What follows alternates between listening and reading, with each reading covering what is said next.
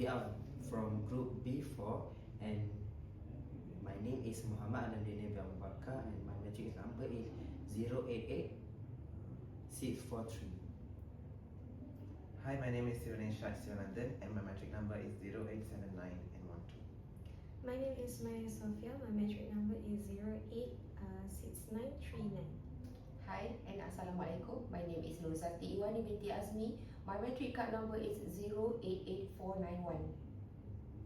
So we'll be presenting the role of Maslahah Mursalah in the development of Islamic law in Malaysia.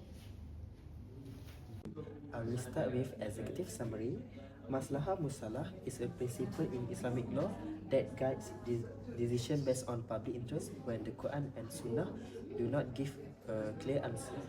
As long as Sharia objectives are followed, in Malaysia, it is important due to the application of both civil and Islamic law and the need for flexible solution to modern issues. This principle is commonly used in areas such as family law, fatwa ruling, Islamic finance, halal matters, and religious administration. Overall, Maslahah help Islamic law remain relevant while protecting public welfare and Islamic values. Next, we go to introduction. Islamic law in Malaysia continues to develop as society becomes more modern. The Quran and Sunnah remain the main sources of Islamic law but do not address every new issue. Scholars therefore use Maslahah Mursalah, which focus on public interest when there is no clear guidance. This principle is important in Malaysia's dual legal system where civil and Sharia law operate together. Maslahah Mursalah is applied in areas such as Islamic finance, family law, halal regulation, and technological issues. However, excessive flexibility may risk moving away from authentic Islamic principles. This study examines the meaning of and role of Maslahah Mursalah in Malaysia.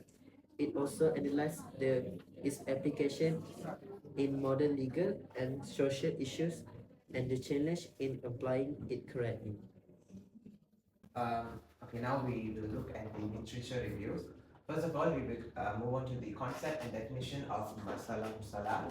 The concept of Maslahah Mursalah occupies a prominent place in Islamic legal theory, especially when addressing matters for which no explicit textual guidance exists in the Quran and also for Sunnah, defined as public interests that are neither affirmed or nor rejected by scriptural evidence. Maslahah Mursalah also provides jurists with a mechanism to respond to emerging circumstances while preserving the existence of objectives of the Sharia.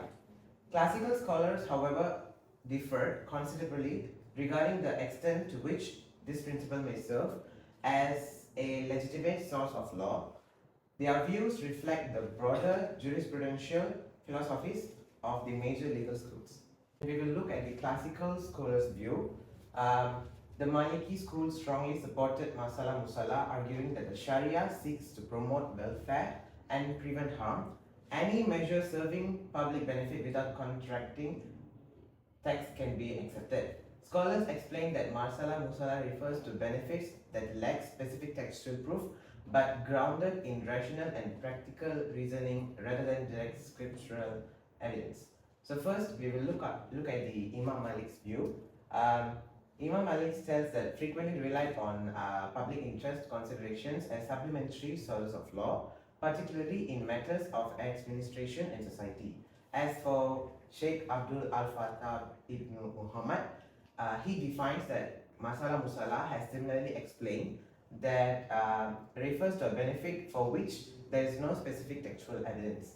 This underscores the nature of the principle as one rooted in rational and practical reasoning rather than direct textual authority. And as for the modern scholars' views, the first one is Muhammad Hashim Kamali. His point of view in Maslahah Mursalah is Maslahah Mursalah is central to Islamic law as it promotes welfare and prevents harm, should guide rulings on modern issues like human rights, governance, academics, and technology. As for Yusuf Al-Qaradawi, modern ijtihad must prioritize justice, public welfare, and societal benefit. Masalah is vital and bioethics, environmental protection, minority rights, and economic policy. As for Abdullahi Ahmed An-Naim, advocates of reformist interpretation of Islamic law in line with modern constitutional and human rights frameworks, views Masalah Mursalah as a tool to bridge Islamic law with contemporary legal systems, especially in personal, status, and criminal law. And as for application in the Malaysian context, in Malaysia, Masalah Mursalah is applied in laws, fatwas, and policies to ensure Sharia remains practical and aligned with Maqasid al-Sharia. And also, Masalah Mursalah shapes Islamic family law, for example, like marriage registration, maintenance enforcement, to protect rights and public welfare. And overall, in Malaysia, Masalah Mursalah is applied across family law, Islamic finance, and governance to ensure that Sharia remains practical, adaptable, and aligned with public welfare in a modern multicultural legal system. Thank you. I'll pass it to the next candidate. So next is discussion and analysis, Mursalah in Islamic jurisprudence. So basically, Mursalah refer to the public interest or benefit that are expressing, affirming, or rejected by the Quran, Sunnah, Ijma, or Qiyas, yet are consistent with the overarching goals of the Sharia, which is Maqasid Sharia. Basically, while the Mursalah is categorized into Daruriyat, essential, Hajiyat, needs, and Tahsiniyat, which is embellishments, Mursalah focuses on the benefit that meets this objective without contradicting any definitive religious texts. It provides a balanced approach between textual fidelity and contextual flexibility, enabling Islamic law to remain relevant and human across different eras and societies. Next.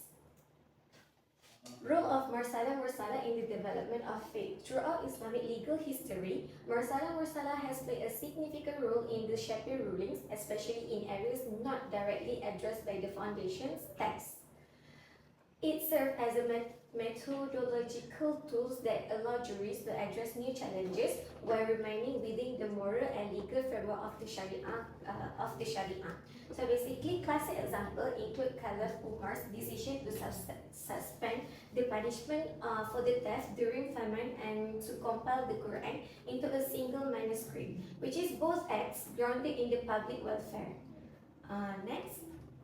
So basically, practical application in contemporary context, which is in today's words, Mursalah is widely applied to address complex social, economy, and technological issues. In Islamic finance, it supports the formation of institutions such as takaful, sukuk, fetish innovation, and modern contract structures that promote economy and economic justice and financial stability.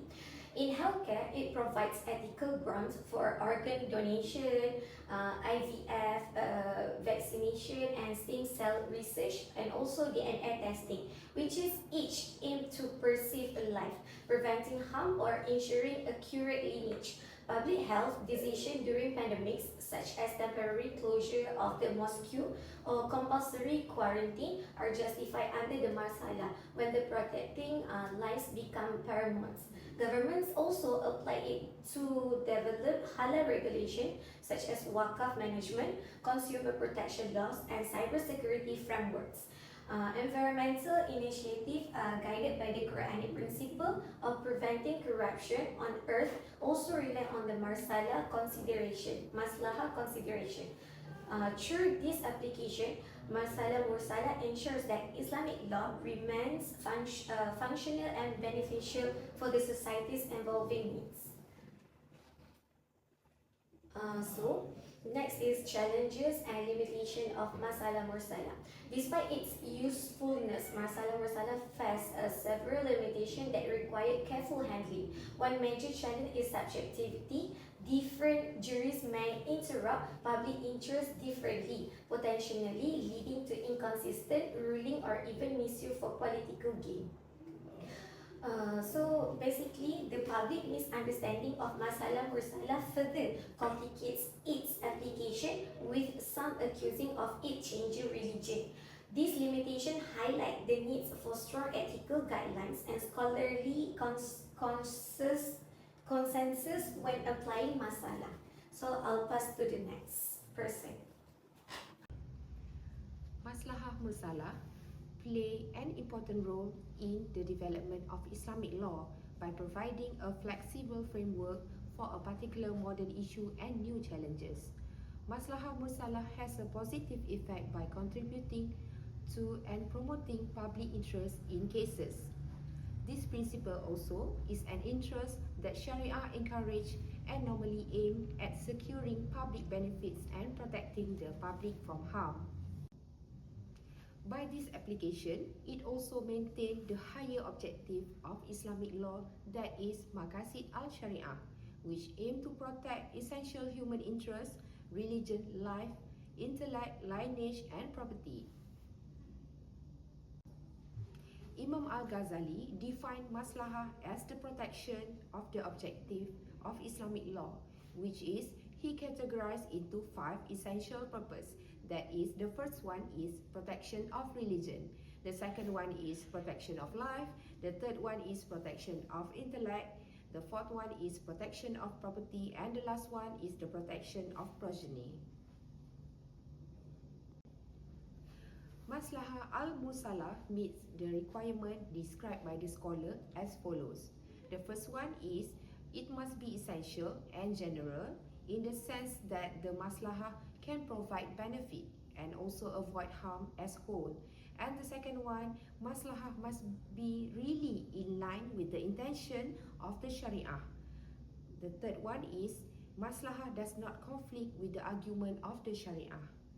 The last one is maslahah is practiced in the state of urgency, in the sense that to solve the problem, if you don't use it, humanity will experience difficulties or harm. Here are the implication and recommendation. The first one is innovation. Maslahah Mursalah allow Islamic law to tackle new and evolving issue for the no ruling exists in the primary text of the Al-Quran and Sunnah. And the second one is preventing harm. It's not only to secure of benefit, but also preventing the harm or avoid any negative consequences. Administration smoothly. The process of ijtihad or deeper legal reasoning by the judges and the scholar is guided by this principle. Therefore, it was a guiding principle in selecting an action to serve the community in best situation, and then guiding legal interpretation and judgment. The legal principle of maslahah direct the process of ijtihad. Here are the example of the recommendation on application of Mursalah Maslahah rule.